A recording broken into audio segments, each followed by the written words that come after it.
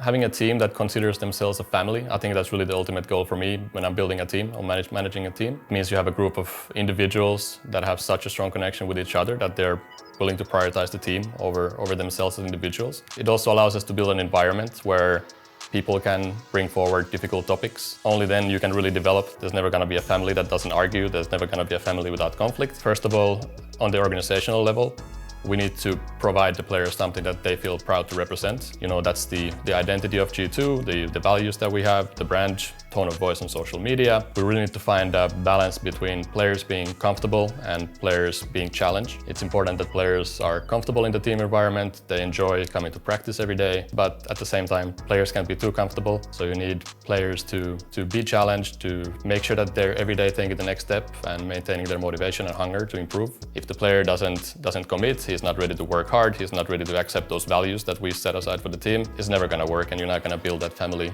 environment or connection. That's also important that when we make roster decisions and we decide which players we sign, that we don't only look at the mechanical skills, the talent on the server. We need to look at who is this person, how is this guy gonna fit in with the 4 other people I have in the team, and only then you can really aim to have that family connection with the team. In the CSGO team, we made a lot of changes recently in the last year, and it does disrupt the development of the team.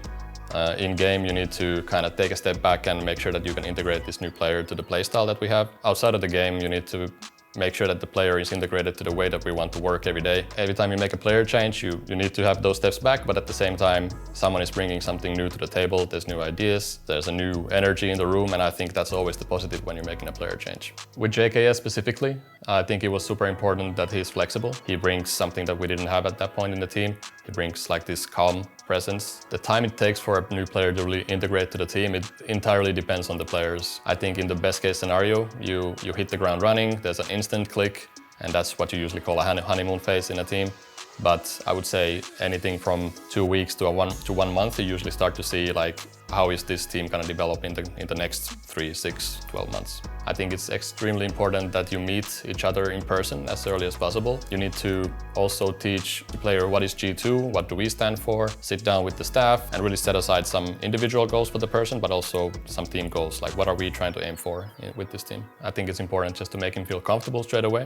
I think it's important that you ask each player and member of the team to kind of tell more about themselves. Going for dinner after practice, and you know, when you stop practice, you don't just log off and go do your own thing. You know, spend time together, try to understand this new person, like what is he interested in, how do I approach this person, how do I talk with him. If you ask me if you need to be a team, if you need to be a family to be a great team, I would say yes, because otherwise we're never gonna move forward, move past these sort of uncomfortable discussions. For me, G2 is a family because we share purpose, we share a passion for gaming, for competing, and my goal as an head of esports is that every single player in our organization feels the same way.